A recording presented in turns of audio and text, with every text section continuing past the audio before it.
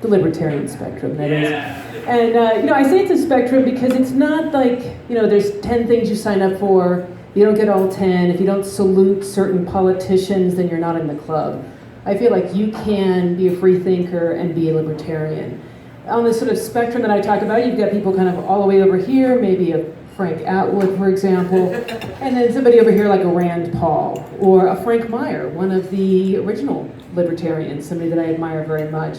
So the Republican Party used to be a fusion of libertarian and conservative members.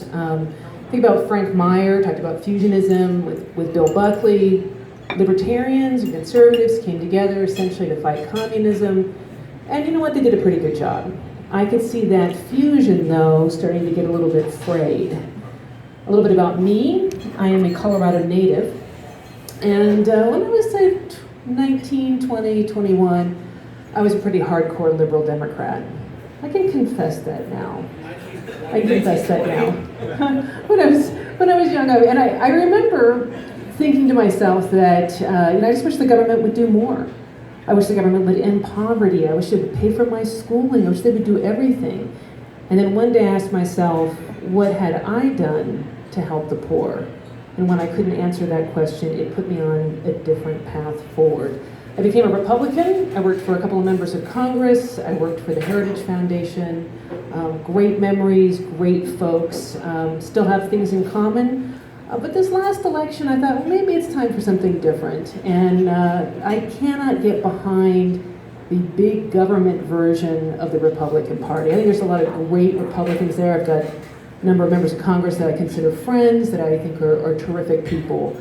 Some of you might be wondering, what is the difference between conservative and libertarian? Well, I can define it this way.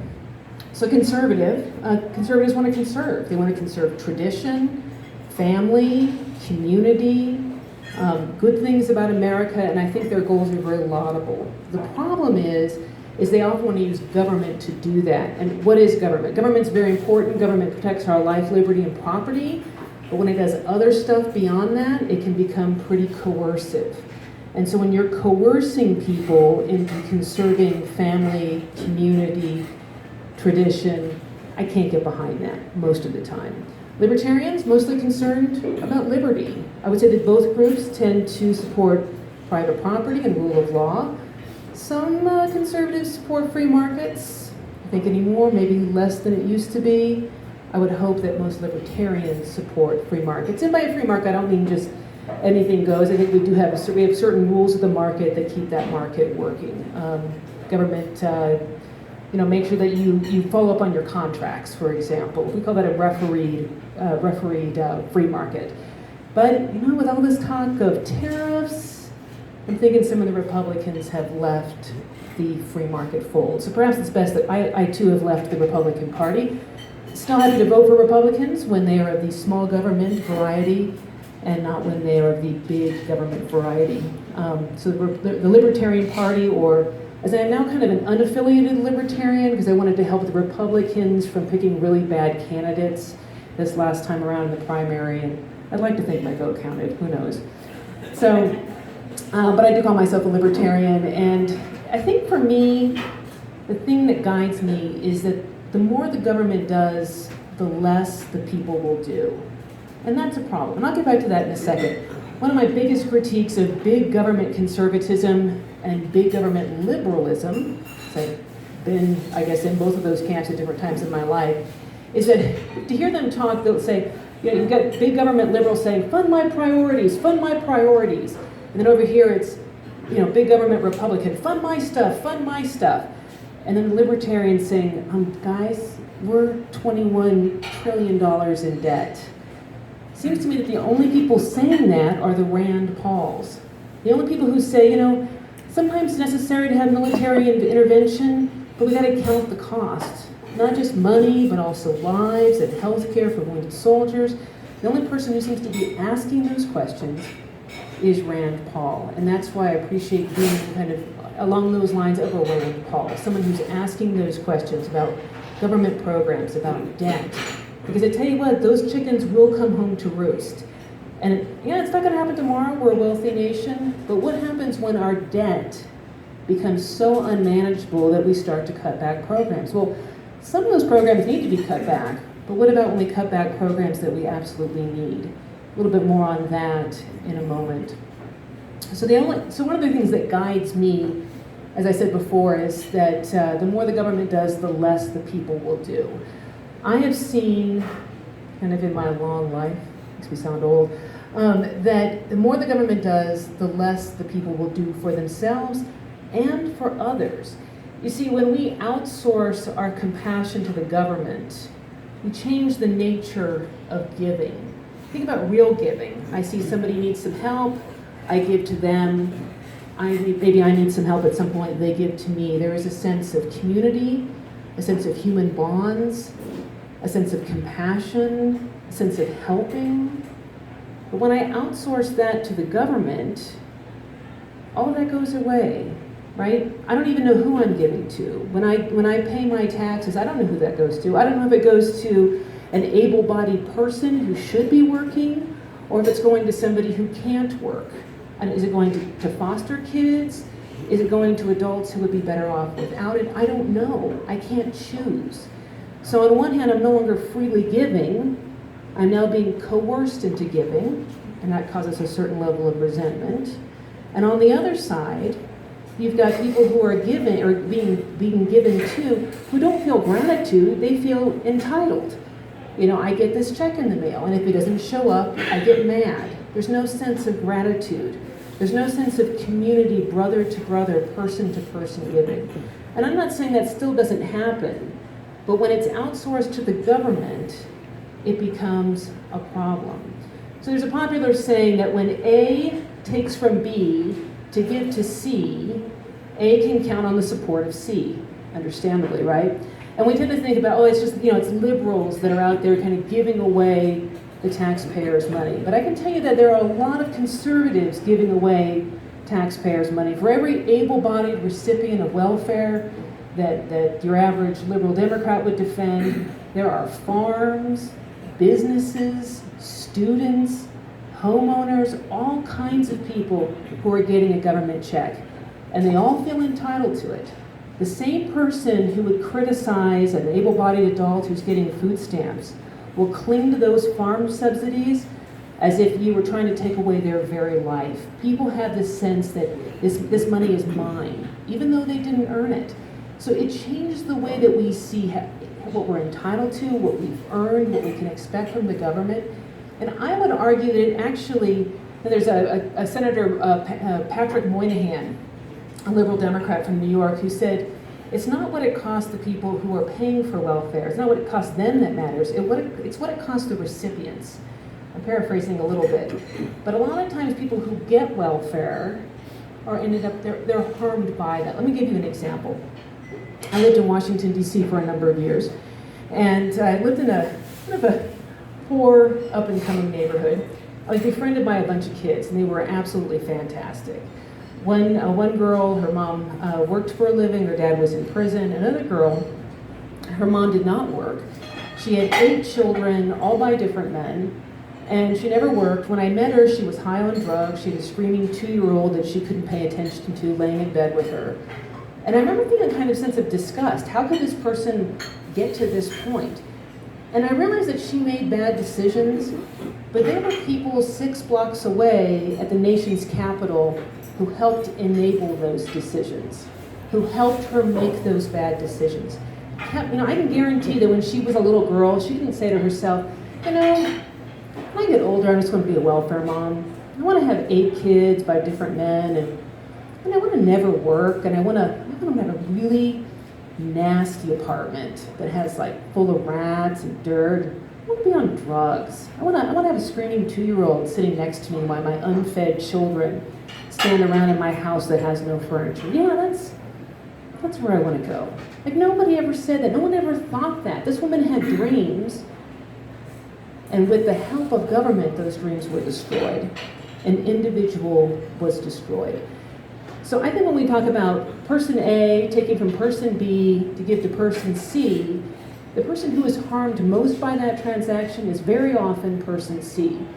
It's also person D. So you see, for every dollar that we give away, not only are we $21 trillion in debt, I think we bleed out something like $800 million a day in interest, right? So that's a problem. But what about those programs that are legitimately the function of government? What about programs for foster care or psychiatric institutions? Or here in Colorado, we've got different services for the disabled. Those programs are never fully funded. And yet the well-funded programs for the big welfare programs always seem to get increases. So we're funding things that we probably shouldn't be, and then not funding things adequately that we should. For every dollar that goes to an able-bodied person, that dollar could go to having an institution for schizophrenics. It could go to things where people who cannot help themselves. And that's why I say that a lot of this big government stuff is not compassionate. And frankly, some charity isn't even compassionate. I brought 2 books with me if you want to kind of read up on where good intentions go wrong.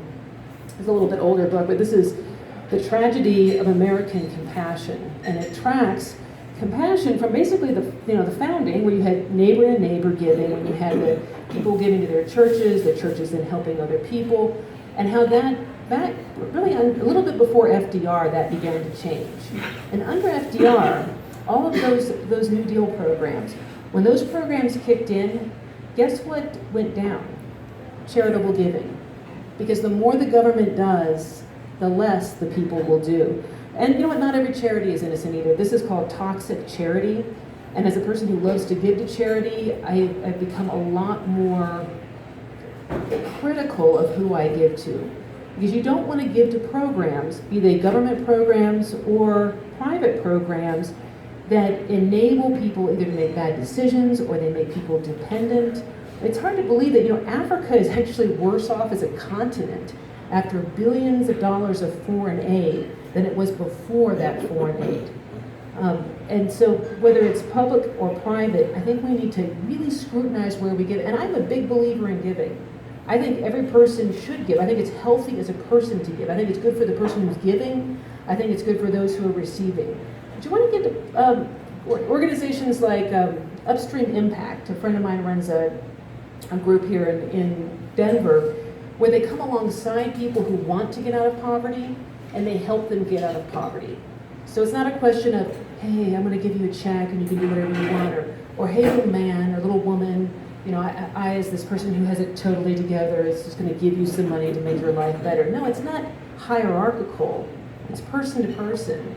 It's saying, hey, you're ready to get out of poverty? Let me help you acquire some of those skills to get from point A to point B, and I'm going to be there as a buddy and a friend and an equal, and you're equal, to make that possible. And so I would say, we should be spending a lot more time scrutinizing where our public dollars are going, but also you want to scrutinize where your private dollars are going. You want to make sure that we are helping people to move out of poverty rather than staying where they're at. And I know people love to give money to people on the side of the road, and as a free citizen, you're certainly welcome to do that.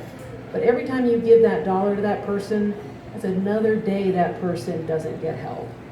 And I think that's the standard we have to ask ourselves is, are we helping or are we hurting? Because helping that hurts is not really helping. And that's kind of why I like the libertarian parties. I feel like we can ask those tough questions. I don't think that Republicans are asking those tough questions about their own programs. It's just kind of assumed, it's like, wisdom from on high. Our stuff is good, their stuff is bad. I could balance the budget tomorrow if you gave me a black pen, right? We need to be in a situation where we are scrutinizing these programs, not because we can't afford them, although we can't.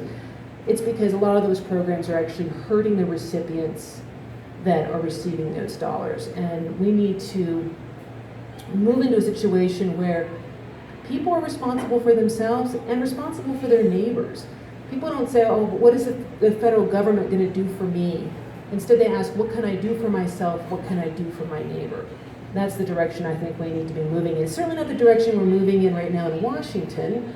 I think we may be more than $21 trillion in debt. I'm not saying that certain good things haven't happened in this administration, but whether it be a backing away from free trade or continuously overfunding these giant programs, I think we need a libertarian revolution. I really do. And with that, I'll go ahead and cut my remarks and take some questions.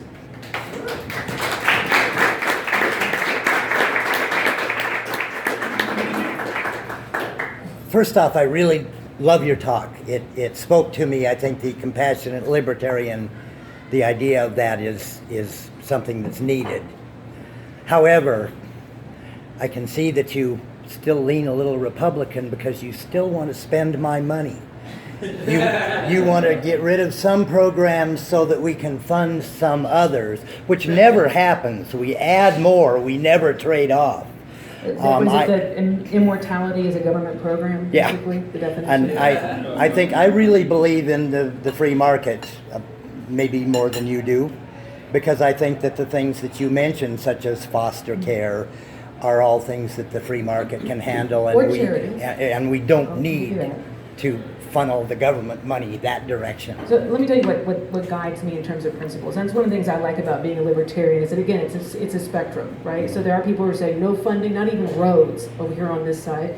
And then you've got people like Rand Paul who's like, hey, I can see funding here and there for Say these different Ron. things. Huh? Say Ron. Ron is a libertarian, Rand is not. But so for me, there's a principle called the subsidiary principle, which means that the things that are close, the entity that is closest to the problem funds that problem. So I would say that for the federal government, I think there's armed forces, our relationship with other people, other countries, that would be something that would be appropriate at that level. But everything else, if it can't be funded, it should be funded at the private level or to the level of government that is most close to that problem. And here's how I think about it. Think about job training. Is that something that an individual can handle? Yes. Is that something that a charity can handle? Yes. Is that something the market can handle? Yes. I say no need to fund that at any government level. How about education for a profoundly disabled child? Is that something that an individual can handle? Well, unless they're rich, probably not. Is it something that a local community can help? Denver could probably handle it. How about Salida? Maybe not. So there I would be willing to say that if the state wants to kick in, not the federal government, the state wants to kick in for that expense, I could be open to it. And that's why I say that I'm on a spectrum. I'm actually okay with local parks. I'm okay with roads and so forth. I'm not saying that there aren't other ways to fund it. Leslie, no. But I'm willing to be a libertarian light, if you will. Given your experience and perspective, do you have any thoughts on the House Freedom Caucus? You know, Can you repeat the question, please? his question was about the House Freedom Caucus. My friend Ken Buck, I think, is in it, a couple other good congressmen and congresswomen. They seem to be the only ones sometimes asking those tough questions. And I realize that it's hard for Speaker Ryan to herd all the cats in one direction, but there's nobody asking those questions like, is this constitutional? How much does it cost? Those are the kinds of questions that the Liberty Caucus asks. Other questions? No, let's go. Hi, can you hear me? I can. Okay. There's a principle in psychology called the bystander effect, whereby the more people that are responsible for the problem, the less people tend to act. I mean, how does that address your argument? Yeah, it's an interesting argument. It's also, I think you could kind of, the tragedy of the commons could probably fold into that as well. But so in the bystander effect, if everyone's looking dumbly down at the ground, let's say somebody is having a heart attack and no one's doing anything, everyone just sort of standing there, people start kind of walking past as if that's the thing to do. Because we're social animals, we tend to take cues from one another, and if it doesn't seem like there's a problem, people will continue to walk past this person. It takes one person usually to say, this is a problem, we need to fix it. And I would say that it's one of the reasons I like the House Liberty Caucus, is that they are those ones who are saying, this is a problem, we need to do something about it. I don't know if that helps. There was back here. So I have a comment and a question.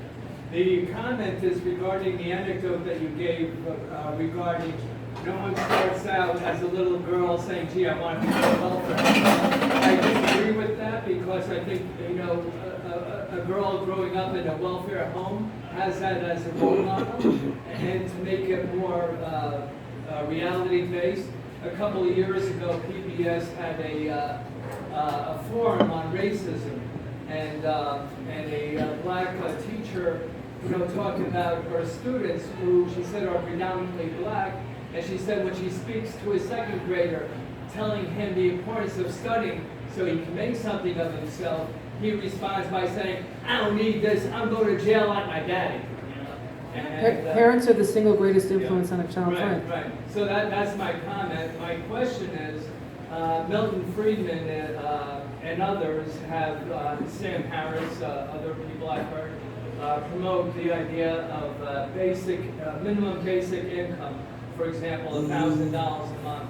Personally, I'm not a fan of it, being a libertarian, but is it an incremental step out of all the welfare system and that kind of thing? Well, it's worked great for Saudi Arabia. What's that? It's worked great for Saudi Arabia. So Saudis get a certain amount every day, a certain basic living, and many people have decided they don't want to work at all. I think that the market can take place of basic living needs. And here's the deal, you may be working I used to clean houses for a living. You can be at a job that's not working very well for you.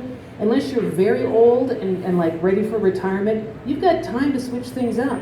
To say, you know what, I don't want to do this anymore. I'm going to go to trade school. I don't want to do this. I think I'm going to apprentice as a welder or whatever your skills are. I honestly believe that everyone has something special they can do, and that not everyone's going to become rich. I don't even want to be rich, but I think that everyone can, to their own capacity, earn enough to make a living through the market. I'd like to make a comment towards his comment. My apologies. I actually lived in Washington, D.C., and I had friends who grew up in Washington, D.C. And I have friends who grew up in welfare in Washington, D.C. They did not necessarily want to be in welfare and living off of the government structure. They wanted a sense of well-being for themselves. And I do have one friend that I count very special to me, who she was raised in welfare. She was born in welfare. She was raised in welfare. She went forward and taught herself and educated herself in order to free herself from welfare. So she moved forward on her own independence. She is what I consider to be a true libertarian because of the fact that she pushed herself forward. There are consequences because the thing is she had 3 children. 2 of them have learned how to be independent. The 3rd one is back in welfare. And I think she looks at it, she has told me herself, she looks at it as a choice. She made it, she disapproves of the choice. She is totally a libertarian in that sense. But she looked at it as a commitment to herself, to her environment, to her children, to her community. For her. I think that that's the biggest part of, as you would call it, compassionate libertarianism. That we're looking at community as a volunteer community versus an imposed community by an overlording substructure such as the government. Well, people do escape welfare, obviously, but I guess some people would call me a cynic. I would call myself a realist, and most realists would actually say that probably. Is that people respond to incentives. When the incentives are to do the wrong thing, most people will do the wrong thing. When the incentives are to do the right thing, most people will do the right thing. What we think of as virtuous, we tend to think we're very virtuous, we just might be responding to good incentives. And so right now there are a lot of pernicious incentives. Pernicious incentives obviously for welfare, for taking out student loans. You know that the student loan program has actually done more to hike tuition than any other thing out there. But there are these incentives, and for members of Congress, the incentive is to spend money. What was the last time you saw a press release that said, Congressman such and such, slashed funding for the last, these programs? The incentive is to spend and then to brag about that spending. As long as these are the incentives, we are headed for a train wreck.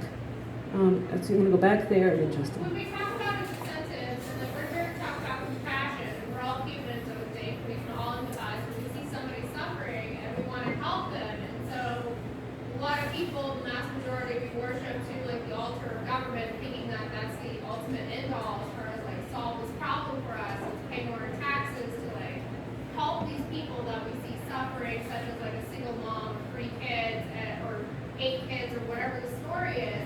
Wouldn't the incentive then from the government to be like become dependent on the government, whereas like compassion would say, hey, like don't we want to like lift this person, like, don't be poor anymore, which makes us sound like we hate poor people, whereas like the incentive really is like be dependent on the government versus like, hey, the incentive could be like you don't have to deal with this anymore or make better choices, because I feel like as somebody like who's not in that situation, I feel like I'm penalized by taxation, right, for making better choices versus like I could have made poorer choices and been incentivized to make those choices and felt more compassion versus like I should feel more compassion towards me because I'm actually out there like spending my free time, my energy and everything, making this money to be taxed on.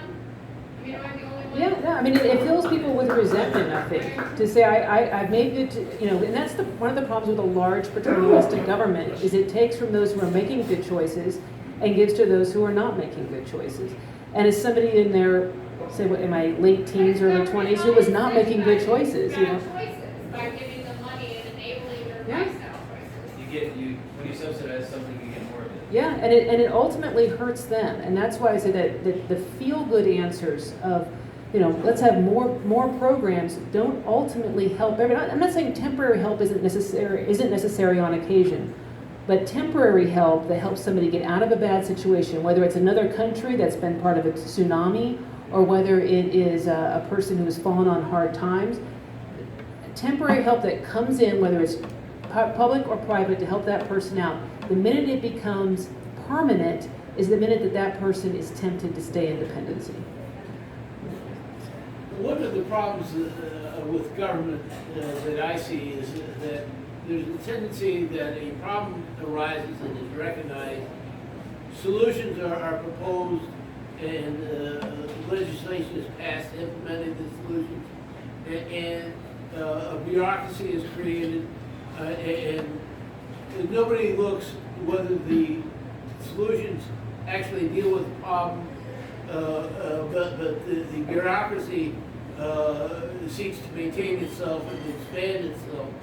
And 40 years ago, the legislature in Colorado passed sunset legislation that required reevaluation of programs, but it did not work. The programs are always readopted.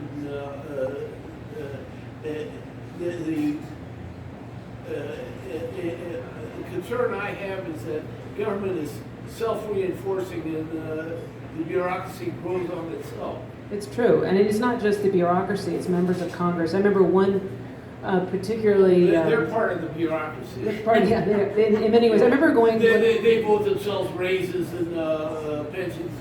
You know, the thing to do is spend 6 months as a congressman and you're taken care of for life. Well, and the thing about members of Congress, I remember visiting an office when I was at the Heritage Foundation and talking to a member of Congress about collapsing a bunch of federal education programs into a block grant. And this supposedly conservative Republican said, oh, I think that's a great idea, but not this particular program because it's based in my district. And so you've got members of Congress who in theory believe in limited government, but in actuality believe in big government. Two things. Number one, I think it's telling that the right of center or libertarian illustration of welfare is always the welfare queen. When I would submit that the far more egregious example of welfare is military industrial complex, the defense contractors, the corporate welfare. So think of the budget. If you're so up in arms over food stamps, which is a tiny, tiny part of the budget, why are you not way 1,000 times more upset about defense contractors and corporate welfare, right? So I take issue with the fact that when people talk about welfare, they only talk about the welfare queen who wants, and I say that in quotes, who wants food stamps. So I think that's a bad PR mistake. I think it makes us look callous and disgusting, and I don't like it. And so I just wanted to say that. Number two, here's my question, totally unrelated. When the Democrats are in power, you get more war and you get more immigration deportations. So Obama bombed twice the amount of countries as Bush, and he deported more people in America than any other president in U.S. history. Nobel Peace Prize winner. There was not a peek from the left, right? I've never seen Republicans cheer cheer tariffs, which are taxes. Republicans cheer tariffs when it's their guy in power, and so how do we ever get out of this situation where Democrats go to war and deport everybody, Republicans increase the budget and they cheer tariffs because it's their tribal teams doing it? This is Yankees versus Red Sox. This is tribalism. So I don't understand how anyone who's involved in electoral politics can possibly have a shred of principles when you cheer everything you hate Don't when say your provability. fucking team does it. No, I'm with you on that. And that's part of the reason I had to leave the tribe. I just had to leave So the tribe. how did you leave the tribe? How do we get more people getting? I have sort of like, I couldn't believe that the same people who were very disturbed by Bill Clinton's multiple affairs were supporting a man who had done even more. And again, I have friends that voted for Trump that I think are terrific people. I respect them and their reasons for doing so. However, it was those kinds of, we're Republicans were for free trade, but now we're for tariffs. We were for getting rid of ethanol. We now love ethanol. And I was like, I can't do this. Whether it's, to me, there has to be a consistent set of principles that we operate by that goes beyond party and goes beyond person. And so, I like his judicial picks. I'm not saying that it's been interesting, definitely, as a columnist. It's given me things to write about, so How do you get people to think about outside of the party? If that's like their tribe. Tribal alliances are really hard to break because human beings are primed to be in tribes. And so we become uncomfortable when we're not in a tribe. I'm going to go back to the fact that we need to encourage volunteerism. Even in areas where we're not crazy about, just because that gives that small little voice that starts to grow inside a person. Because I think that innately, I truly believe that innately, if you look at any person, that they are more libertarian. The thing is that the problem is that I still think that we as a public group still look along a linear line, and we don't live along a linear line. We don't live left and right, and that's where. And I'm sorry. Yes, I'm a Dave Nolan fan. I'm Dave's family friend. But what he said in that chart, in the Dave Nolan chart, it's a growth. It's a growth. Put your diamonds in the air. Put your diamonds in the air. And the thing is, it's a growth. And the thing is that as you take one step towards each direction, you're going to look at that. And then when you look at volunteerism, if you just push that, if you encourage that, that's what you're looking at. That's what that is where my personal value is in volunteer community.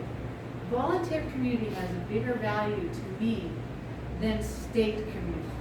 State community is that government structure that overloads and decides from above and has no personal relationship to that individual. Whereas volunteer community is the individual involved in the community, getting those people involved in it, moving them away from state dependence. You're going to get an argument here. Well said, very well said. But I want to say something to your point. When are people going to start to wake up? And I don't know. I don't know if it's going to take a major train wreck for that to happen, because right now the incentives are aligned such that there's no incentive to do the right thing. There's no incentive for the government, for Congress to cut programs. There's no incentive for the bureaucracy to voluntarily cut back. I think we have seen some cutbacks of of regulation under this administration, which I think has been a good thing. But there isn't an incentive. There's no incentive for a student to go, you know what, I just don't like the student aid programs, so I think I'm gonna just take out my own loan. Most people don't do that. Most people will go with the incentives, and so. That's not true. A lot of colleges now are adopting a program where there's going to be no loan as part of the financial aid package. And that's the sort of thing that happens when there's individual charity to the schools that are doing that. And the problems with loans and federally subsidized loans is immense. A whole bureaucracy. It's 1.5 trillion in debt, yeah. It's screwing people up. It's 1.5 trillion. Yeah, and you can't, if you get yourself in the hole, there's no way to see daylight ever again. Well, and it's bad incentives. If you can pay $70,000 for a fine arts degree, and I happen to love art, and I do art as well, support the arts. But when you're spending money you don't have because a program has the incentive to spend that money, and now you can only get a job that cannot pay for that money again or pay that money back in an expedient sort of way. I mean, the government program has provided an incentive for people to do the wrong thing, or we say do the unhealthy thing, and that is take out a $70,000 loan for a fine arts degree. Do 2 or 3 more questions? Yeah, this might be kind of harsh, but I think we gotta kind of ask it with this conversation is, why should we care about humanity? Like they're that... Our local nihilists. Yeah. I'm not saying I don't, but it's like we gotta kind of ask that question, like why is this important to even invest into it? You know, I can only answer that for myself, and there was a time when I was a nihilist. So there was a time when I was like, humanity's going down. Let's eat, drink, and be merry, for tomorrow we die. I care, I think, because my faith instills that in me, and it's beyond sentimentality and emotion. Obviously, I care for people that are close to me. I care for my family and my friends, but my Christian faith requires that I care about people beyond that circle. And I'm not saying that you have to have a Christian faith to care beyond that circle, but I could say it's a prime motivating force for me. My question then is, how do I help the least among us? Do I help somebody in a way that feels good, makes me feel good, but actually doesn't help them? Or do I help them in a way that really will help them? And so that's why I think it's important that we scrutinize both public and private spending to ensure that we actually are helping people. But I can't answer that fundamental question for anyone. Why should we care in the first place? I think that's something that you got to find on your own. It's a bit ambiguous. I think I can answer that, or I'll just throw out, maybe a little explanation for it. So I think back to the French Revolution. So the 1% right there, they were in their castles, they were happy, everybody else started starving. So they dragged them out of their castles and chopped their heads off. So that's why I would rather, I can't only be the only one doing well in my neighborhood if everybody else has.